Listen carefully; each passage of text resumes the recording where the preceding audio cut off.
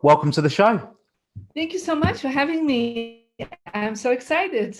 Likewise, likewise. So, I think this is going to be a really interesting episode of this mini series that I'm doing for our fifth anniversary. Because so many of the speakers that I've been getting that have come from the book The Secret, we've spoken about the law of attraction, but you have your own specialism in regards to the world of spirituality and manifestation and the law of attraction in the form of Feng Shui, which you've been sort of a real world-class, world-leading authority in the area of Feng Shui for many, many years now. I mean, I'm only saying over 25 years. So for people that have maybe heard of Feng Shui, but they're not familiar with what it is, you have a fantastic way of taking what is quite a complex subject and explaining it in sort of a really simple, practical way. So I'd love for you to share with our listeners what that is. Of course. So, feng shui means literally wind and water. So, it's about the flow of life. And so, we all know when we are in the flow and when we feel stuck, right? So, we always think it's just us, we personally, our mindset, or emotions, or actions that kind of make us feel stuck or make us feel going into the flow. But about 4,000 years ago, the Chinese understood there was another level that could help us with being in the flow or feeling stuck. And that is actually our environment where we live, where we sleep, where we work. And so they kind of started looking for principles and ideas how to change that flow. And it's actually an energy system. So it's not a science, it's not an art. It's kind of, you can compare it with like acupuncture in a way. So if you go to an acupuncturist, he will put some needles in or will do some pressure, and then you feel like, energized. Well, feng shui is like the acupuncture of a home. So you kind of look where is the energy stuck and what can you do to change that energy so you feel better where you live. And I think everybody has the feeling already. Sometimes you come to a place and you're like, oh, I can't be there. It doesn't feel great. Or it's all the time cluttered. I'm not able to make it nice and beautiful. And then there are other areas where you're like, I love being there. I love hanging out there. I mean, it's just like I could stay there forever. And it's just there's an ease to things, right? And so that's actually what feng shui has started understanding, that there are some principles and flow energy systems that we can actually put into an environment and then bring that in. So when we live in such a place where we work there or we sleep there, we feel, first of all, more ease and effortless energy. We feel like there's wind behind us to move forward towards our success and abundance. We don't feel like things are heavy or blocked. We don't have to push that hard anymore. And Mm. that's kind of what feng shui really creates. So, but it's a very old system that till the 1980s was really only given or used by the Chinese or Chinese families in other countries. It's only in the 1980s that the first time the information came to the West and came through Hong Kong, actually, and through Singapore and Taiwan and Malaysia, where a lot of the Chinese families had lived for a long time after the Cultural Revolution in China, where all the feng shui masters were kind of kicked out of the country. And that information started kind of trickling into the West area. Well, now it's considered like by a lot of big companies, celebrities. And, I started playing with this work very early on. And now I see I have more than 1 million people that I have started teaching this information to. So I would say it's definitely becoming more and more an awareness that people have that their environment could really support them or could block them. Yeah, and it's it's really really interesting when you talk about certain parts of the home, and I think most of the planet have spent more time in their homes these last sort of few months. For those of you that are maybe listening to this in the future, we're recording this in 2020, and we all know what's going on in 2020. So people have realised there's places that I enjoy being. I know there's certain places where I do exactly that. I go there and I'm like, I don't want to work here, or this doesn't feel right for me, and I don't know what it is, but it just doesn't feel that way, and that's what you're able to open up and create. So, but before we go into sort of some practical ways that people can change that. I'm really curious to know. Obviously, it's quite a let's say it's a niche, unique element of work that you've done for so many years, and you like I say, you're a world leading authority on the subject now. But what made you fall into doing this role? Because I imagine it's more than just you saw a job in a newspaper to do this type of thing. No, it wasn't. So, well, going backwards, like more than 40 years, I was living in Belgium in a beautiful city called Bruges.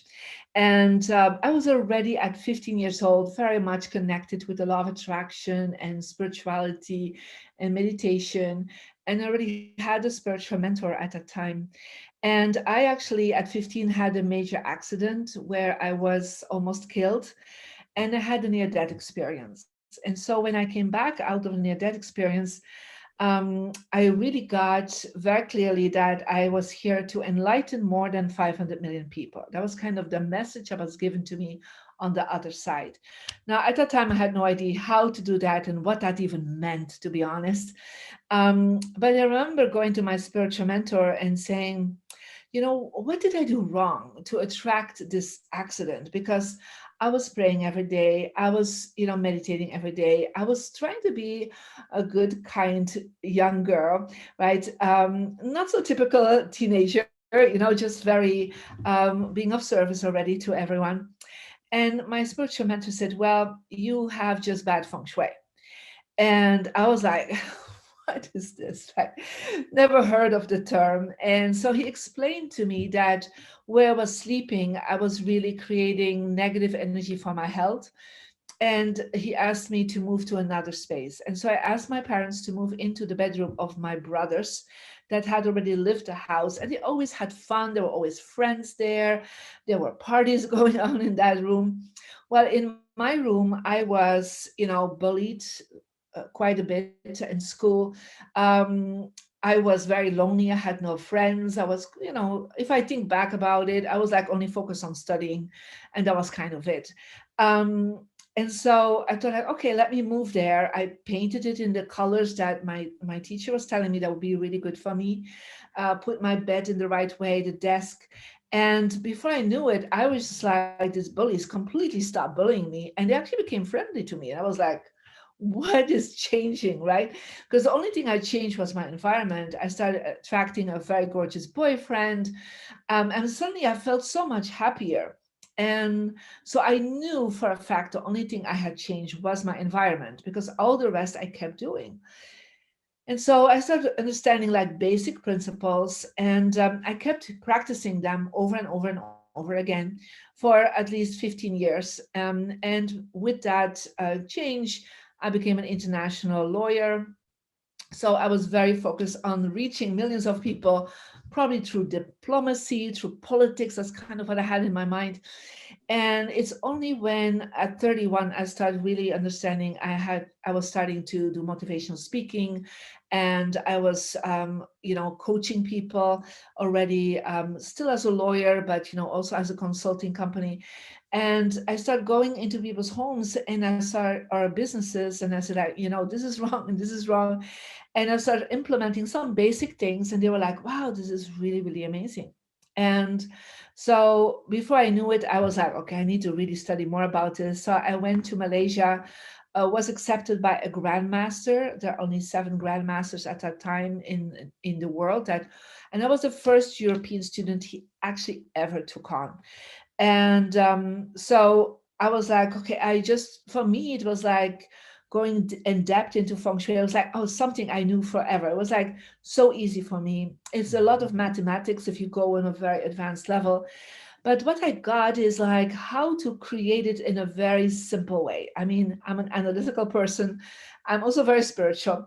So for me, it was like, oh, this is a perfect bridge between analytical information, because feng shui is very analytical if you go to the core, but it's also very spiritual. It's very about energy and making people better. So I start, sharing this more and more with my clients, with my students, and And before I knew it, I started attracting a lot of very successful people that were looking for changing their life. But most people have a hard time to change their mindset or to change their heart, or to change sometimes their life, because it's kind of coming from the inside that you need to do it. And I said always, well, there is two ways. There's the inner way and there's the outer way. So if you change some things around you, then you will reflect that back in you. And so what my feng shui grandmaster told me, that, talking about the law of attraction, that he said there's three aspects to the law of attraction. And in the West, they kind of know about destiny or karma. So when your soul comes into this world, it has already some basic information. Yeah, so you're born somewhere, you're grown up somewhere, you have some talents, some challenges perhaps that you have. Like, I'm really, really good at math, but hey, I can't sing that well. It's like we all have like a little package of great gifts and things that are not so great. And he said that is what we call the spiritual luck or destiny or karma, what in the East people are a little bit more connected with. And then we have what we say is the human luck, and that's why the Western world is quite focused on, is with your mindset, with your emotional behavior, and with taking a lot of action, you are able to manifest something. And so in the West, we're kind of, I grew up with, in Belgium, like, you have to work hard. Yeah. You have to think happy thoughts, okay, tomorrow is another day. I mean, we have all this mindsets that we learn from our ancestors, from our culture, right? And that is kind of where the self-help um, is moving forward in, and self-development. Teachers are really focusing on that part. But he said there's a third part that is equal as important as the first two, and that is your environment. So where you sleep, where you live, where you work is affecting your subconscious mind, is affecting your thoughts, your feelings, your actions, and even your destiny. And I was like, wow, that's quite amazing. And so I started really understanding that that's the part that most people are not focusing on. And even in the movie The Secret, I talked about that part. So I talked about that missing link, that, everything that's around you is really affecting you nonstop for 24 hours a day, and we do not pay attention to that. Mm. I think it's really interesting. Like you say, the fact of the matter is, whatever we're spending time in environments, and if those environments aren't conducive to growth, then and that's going to ultimately put us in a position that's not going to serve us.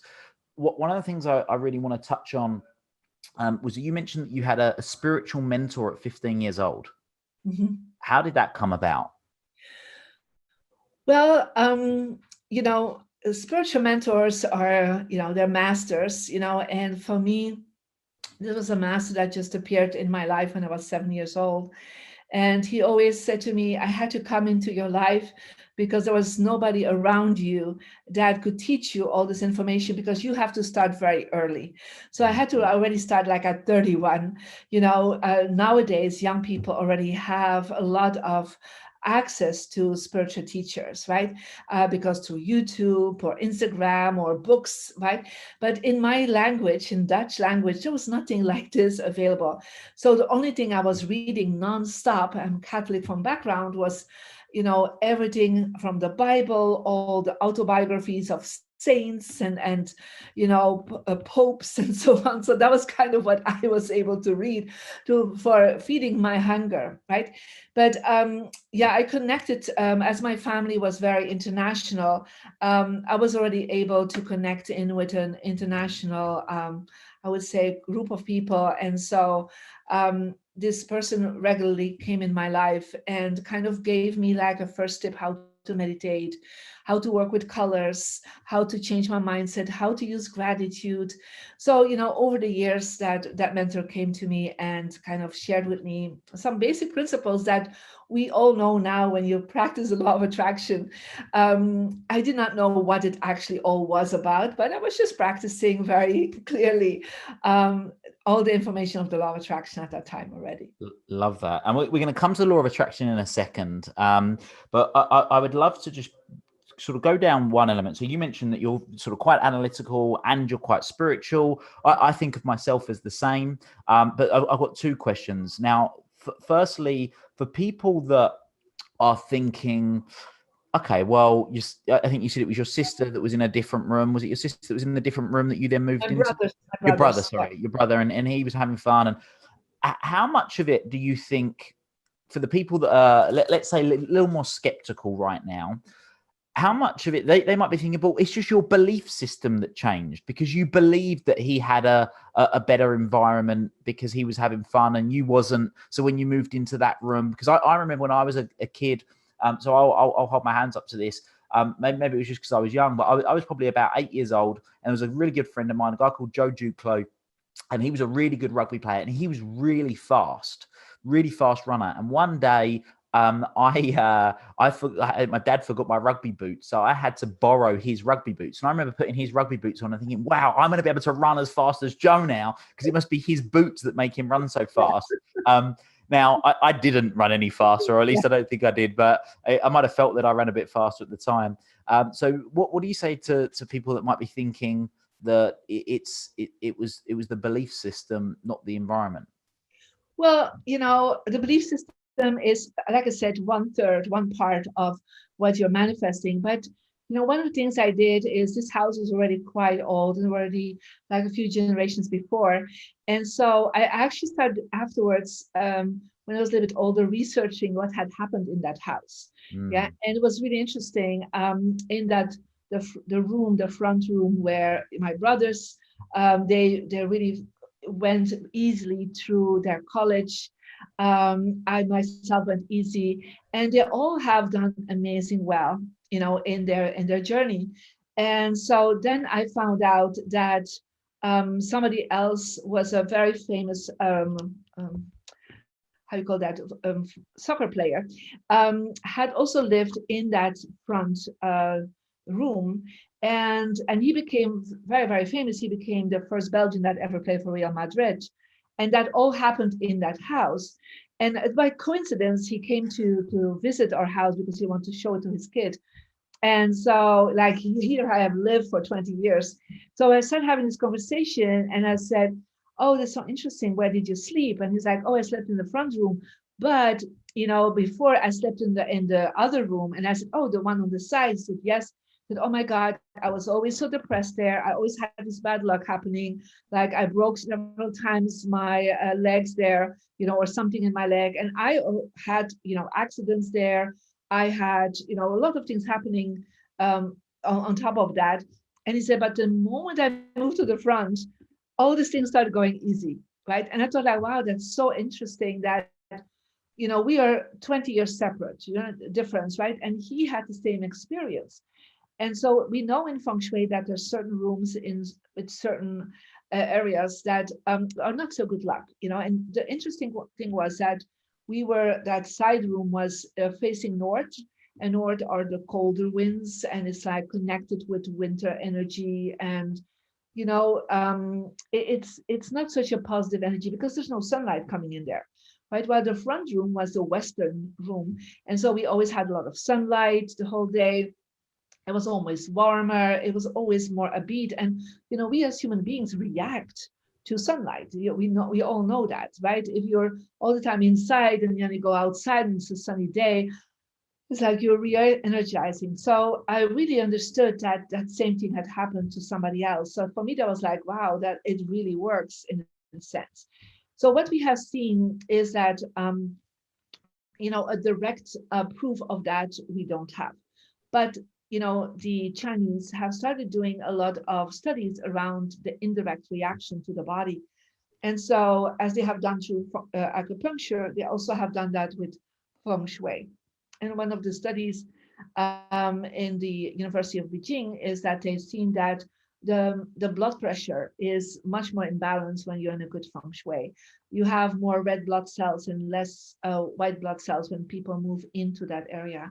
Also, your brain waves are changing. So, like where I was in that north area, I was probably in what we call beta brain waves, where it was, it's harder to concentrate, it's difficult to focus. I was quite depressed. I look back at that, I was a depressed young girl. And then when you're in a good feng shui, your brainwave changes literally very fast. We always say within 3 seconds, the movement changes. It's really interesting. And you go into alpha or even theta or even going to delta, depending on how good the feng shui is. And so they have checked that out with people, and we checked it out. We did tests on people on that. And so when you're in alpha, at least you are optimistic, you are seeing solutions, you are more concentrated, more focused. So if the brain already changes and the blood changes, literally the blood flow is changing, the pressure is changing, people sleep so much better, so they can measure that. I would say to people, look, it's quite easy to do, right? You start to do a few things and try it at least, right? I always say, if millions of people are using something and it already is used 4,000 years. It's an old system that people for all the time are using over and over again. That celebrities are using it, governments are using it. I work with several politicians and prime ministers on this. I used, top leaders in several religions with that. So if everybody is using that, and I said, what can harm you just by changing an image or Mm. repositioning your desk or decluttering something? I mean, it's not like you are changing your belief system. You just, inviting the energy in a different way. And I always say, why don't you give it a try? Leave what you have done for a month and see the results. So on that note, then, I mean, that's going to segue lovely into the people that are going, all right, okay, Murray, you've convinced me. I'm willing to give this a go. So for people right now that are listening to this and going, right, that's it, I'm going to go home and I'm going to tell my partner that we're changing. The house is changing. How do they know where to start and what to change? Okay, so the first thing, there are several first steps I always suggest to people, right? So the first part is you have to look at your entrance. So when you open your door, coming from the street, coming from the outside world, you open the door and you need to feel welcomed. So your entrance needs to be clean, decluttered. You cannot have shoes on the ground, coats hanging. You need to look at what is there. Is it something like a beautiful orchid or a beautiful candle or pictures of your family, or is it like something that when you really pay attention to what is there, it kind of gives you a depression, right? So, or it kind of gives you like, wow, life is not so great. So open that area and make sure there are wonderful colors there that when you look at it, you feel like this is wonderful. And so there's a light on. So a feeling of coming home. I mean, that's the first thing. I mean, that's so easy to change, right? The second thing is I always suggest people to make sure that whatever they are working or sitting on their couch, or when they are eating on the table, or when they are in the bedroom, that when they look up and see around them, that they are seeing the door. When you see the door, something shifts in you. And I always say, look at the Queen of England. She will never sit with her back to the door. She always see the people coming towards her. So if you want to become more powerful, more successful, more abundant, you have to see the incoming flow. So you cannot sit with your back to the door. If you sit with your back to the door, you're actually closing yourself up from the incoming energy. Even if nobody ever comes into that room, you still come into that area. So just watching the sunset and watching the your window all the time with your back to the door makes you more vulnerable, because I would say money follows human beings. So money comes into the door, not through the windows. I always say what comes through the windows, they probably take your money, right?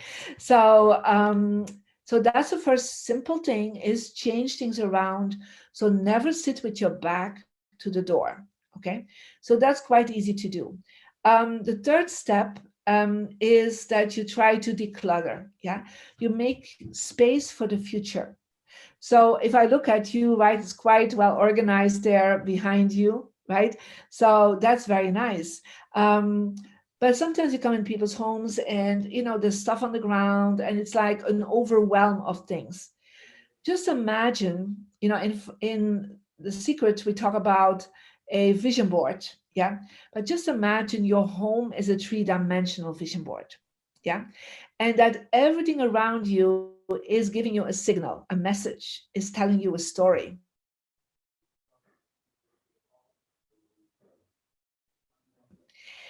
If you would look at creating a messy story. So you want to make sure that you see everything around you as this is giving me a message. It gives me like a story that I'm living in, a storyboard I'm living in. So look around what there is and declutter, make space, let go of things you don't use anymore that are old. And open your cabinets, open your phone, open your computer, with all the things that you don't need anymore. Just purge it or let it go or give it to Goodwill. Some other people could use some of that to benefit them. So the more you create space and the more you become aware of what is there, right? So I'll give you an example. I come to an accountant one day, a big firm, and they start saying, well, we do have amazing clients, but our clients are always quite upset about the prices we are asking them. And these are, normal prices for years, but more and more our clients are getting upset with our prices. And they're like, threatening and they're aggressive, like we're going to sue you if you don't change it. And we don't know what has changed. And so I said, okay. So I come into this office and everywhere there were hanging tigers. And so beautiful images of tigers, right? But there's an accountancy company. This is not a zoo, right? So I said to them, since when do you hang these images there? Oh, well, last year we went on safari. We fell in love with tigers. Since then, we're hanging more and more these tiger images and said, well, has something changed since you started hanging the tiger images? I said, well, now that you say it, and it could go back to exact date where they start putting the posters up after the safari. That's when all these problems with the clients start happening. And so take away these tiger images because they were hanging higher than them. So they were like, literally, some of them were ready to attack them, right? So subconsciously, they're actually saying, I will be attacked. And they were literally attacked. So they took that away. And there were some important clients that they really had to settle, certain things. And the clients came back to them like, we thought about it again. And you know what? You're right. I'm not going to sue you. You're right. You deserve this money. So all this energy changed around because the house or the space creates a mindset of its own that will influence your mindset. So they were not even aware of it, right? So this is like simple things, but be aware of what is around you in your bedroom when you go to sleep, in your office. What is it that you see when you look up from your computer? What is around you, right? So in your living room, what are the images? Is that kind of telling you harmony? Is it telling you family? Is it telling you, feeling in the flow, or does it tell you something different? Yeah. So be aware of that, and perhaps take away that image for a while and see how you feel, right? Without that image there, and perhaps hang something else. And I always believe, women sometimes feel that very, very strong, that suddenly they're like, I need to renovate, I need to redecorate, something is off. I don't know what it is, right? And they start, repainting and putting some new furniture in. And it's because they feel that that old story was just not helping them.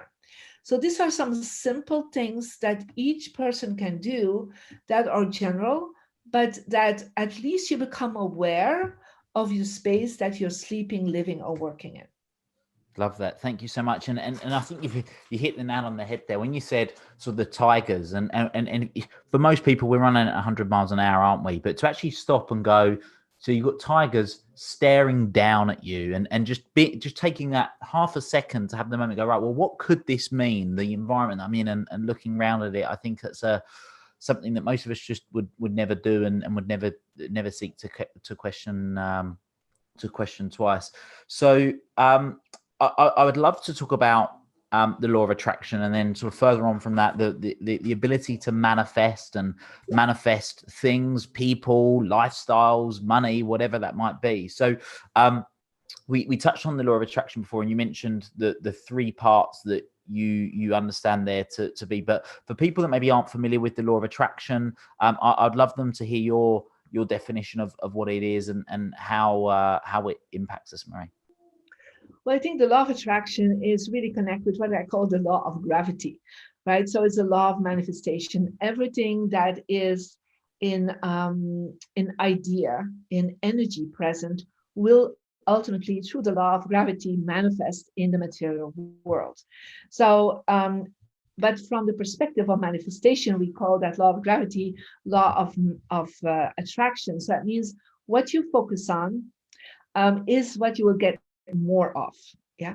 So let's say you're focusing, like for a lot of people start with the parking spot, right? So they're like I will have a parking spot. I send out the intention. I will have a parking spot in the best place, and then, hey, just as they come in that street, somebody goes away, and you're like, hey, I can park, right? So because they're focusing, like I will have a parking spot, but it means that they will have that easier coming towards them.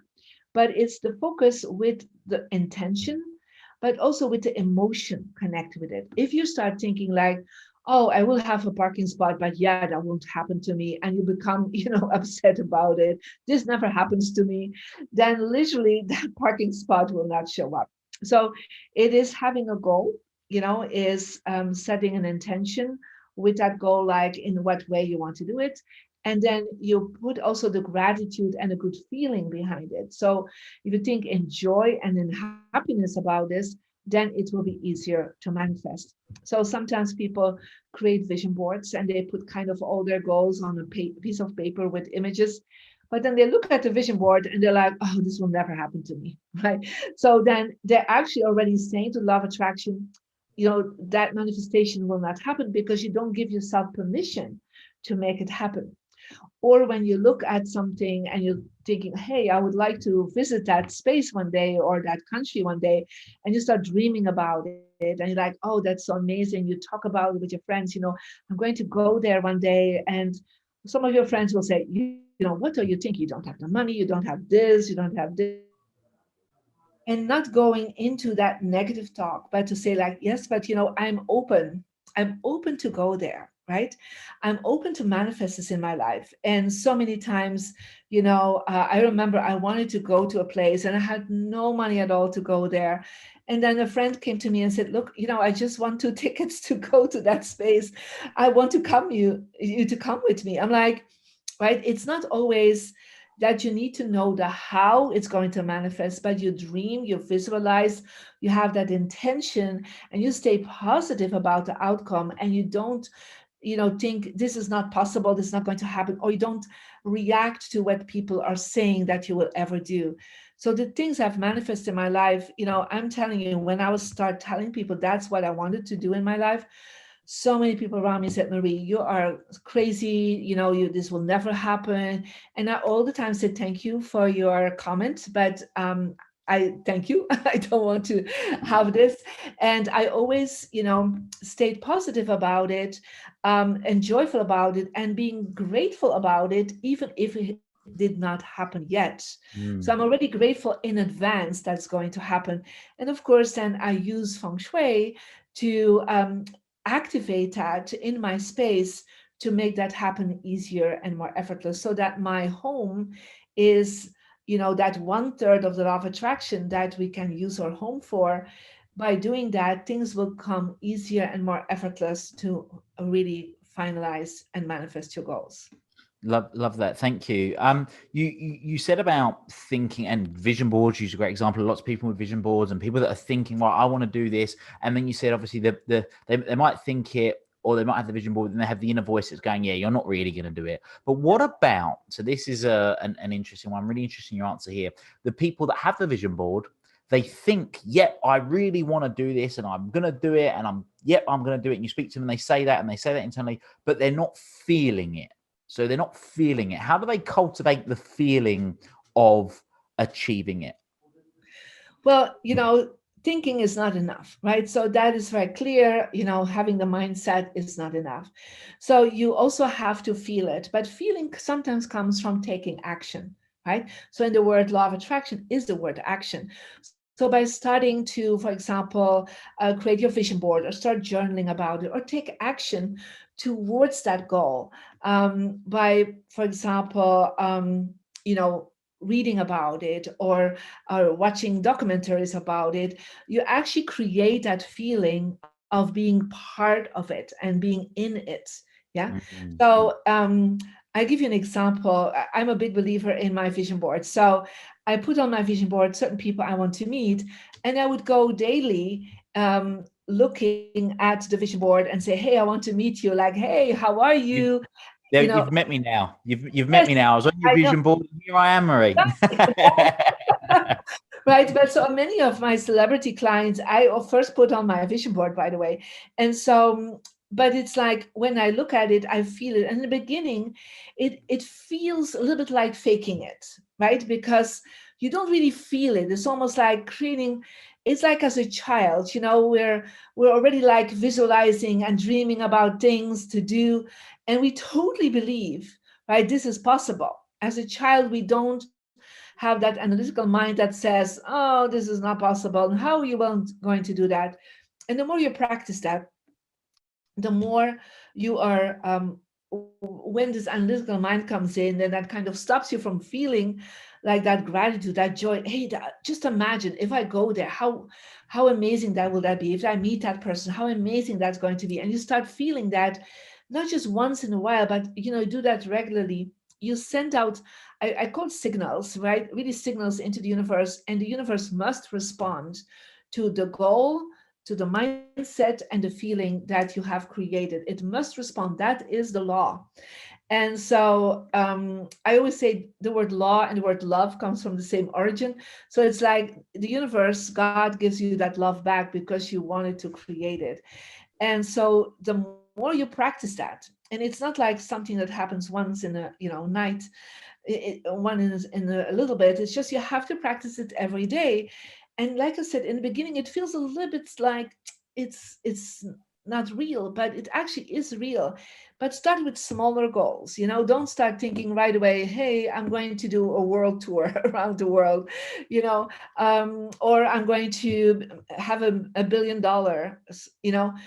Let's be honest, that is not for everyone, because we have another part of the law of attraction called destiny. Yeah. And it is possible, it's not in your destiny to become a billionaire. It's not in your destiny to do certain things in life, but it's definitely in your destiny to grow in whatever you're doing. It's always in your destiny to grow your income, to grow your relationships, to better your health, to improve your spiritual connection. Growth, positive growth, is in everybody's destiny, but not everybody has a destiny to become a Bill Gates or to become, a Musk. So it's not always in our destiny because we don't always have these capacities, and this genius mind in that field, right? But we can always improve our life. Yeah, so stretch your life, stretch your goals, and start going with smaller goals first and see, hey, this manifest, let me grow. I didn't start right away with thinking, hey, I'm going to be this world-renowned global teacher on these topics. I had no idea about that, right? But I was like always trying to improve myself, to be a better lawyer, to be then a better business person, to be better this, better this. And it's just you open your wings. Yeah, but your wings cannot be spread right away. Really like that. Well, in terms of destiny, and obviously you're a spiritual mentor, and for you, for people that are going, well, how do I know what my destiny is? What's your advice to them? Well, I always believe that as a child, we already kind of connected with that purpose, right? So it could be that you liked something you were very passionate about, and could be going in nature, could be that you loved playing with children, could be that you were, fascinated by radio and music, right? So it is always present somehow in our childhood. Like I love teaching, so I always put my 40 dolls out, dress them up very nicely. They couldn't go to my class without being nicely dressed. And so, and I was teaching on the chalkboard everything: religion, math, language. So I was all the time teaching, and that's actually what my destiny is. I am a teacher. I teach very complex information in a very down to earth, practical way. And of course, it's more than 40 dolls now, right? They're human beings and there are hundreds of thousands of people there. So that's the whole thing. It was my destiny already to teach. I love dancing, but it was apparently not my destiny to become a dancer. Yeah, I was really good at it, but I will still, implement it when I do live seminars. We always go crazy with dancing. I still add it, but that's not really my destiny. Yeah. No, cool. Thank you. In terms of you personally, what's like a quote or mantra that you live by? Um, a mantra, a personal mantra that I live Yeah. by. Yeah. Well, for me, I have three keywords that I don't really have a mantra, but I have three keywords that every decision, everything I do, if that doesn't contain these three keywords, then I am not moving forward with it. So the first one is love. Yeah, there must be love. I must love it, or there is love in that experience. Yeah. The second one is enlightenment. So there must be an alignment, an enlightenment, a spiritual frequency there. And the third one is positive impact. Yeah. So even, tuning in, if I want to do a podcast, I'm like, okay, do I feel like I want to do this? This is loving, this is positive impact. They are aligned, and it feels like they love what they do. So these are the three words. So these are the three words that I always live by and make decisions by. Thank you, and I think it's so important, isn't it, for us? So for you, you've got love, alignment, and impact, and I've got certain things that I know that I choose to live by, and the benefit of that when we live congruently. I talk a lot about people living congruently. If they're congruent, especially their actions and intentions are aligned, and if they're not, they fall into what I call the rift, which is all those negative emotions that nobody wants. But Yeah. in terms of your impact and what you're looking to do now, you've worked with over 1 million people around the world over the last 25 years doing the incredible work that you do. What's the future for you now? What's your mission? What are you setting out to do? Well, with the secret, we definitely have reached millions of people already, and probably 500 million already, to really, help them to become aware. So now a lot is going into towards television. So I'm working on several pilot series, writing a few more books, and also I'm really working right now from a nonprofit experience. I have started working with a wonderful organization to inspire Africa, to inspire young African women, to make sure that there's all this information is available for free. All this motivation, all this leadership is going to be available for free for young African women. That's kind of my big passion for the next year. Love that. Thank you so much. And yeah, I definitely agree. I mean, 500 million people, if not directly, you've definitely indirectly impacted them, and and yeah, it's been incredible in terms of what you've been doing. So thank you so much for spending some time with me this afternoon and sharing some incredible wisdom with the listeners. Just two things before we go. One, if you were to send a message to yourself, if you could go back and tell your younger self, I don't know, your 15-year-old self, something that you've learned now of your many years of doing the great work that you do, what would you say to the 15-year-old Marie? Well, at that time, I felt very lonely, and there was nobody around me that knew this information. So I would definitely say, hold on, you will have a lot of friends that just think the same way as you, and you will have a lot of fun with them. I would definitely tell her that. Love that. Thank you. And finally, if people have been thinking, Marie Diamond, she sounds incredible, I'd love to know more about her, I'd love to learn more about Feng Shui, how can people get in contact with you and learn more? Well, they can go to my website, mariediamond.com, and there is a free energy report that they can click on. They will get their birthday to fill in and their gender, and they will get a whole report how to start with basic Feng Shui principles based on their birthday. And of course, there's a whole YouTube channel with a lot of amazing videos that they can really practice, a lot of free information there. And of course, my Instagram at mariediamond8, where we have every week a lot of little videos to give them some tips. And so there's a lot of free information out there for them. Love that. Thank you so much, Marie. Well, look, it's been an absolute pleasure having you as a guest on the show, and thank you so much. For those of you who've been listening, thank you very much. And until next time, make it happen. Thank you. Thank you for listening to this episode of the Make It Happen with Will Polston podcast. Make sure you join Will's free Facebook group, the Make It Happen community. Please support the show by subscribing on iTunes, Spotify, Stitcher, SoundCloud, or Google Play. Share this episode with at least one friend you think would benefit from it, and give Will a 5-star review wherever you download your podcasts. Until next time, make it happen.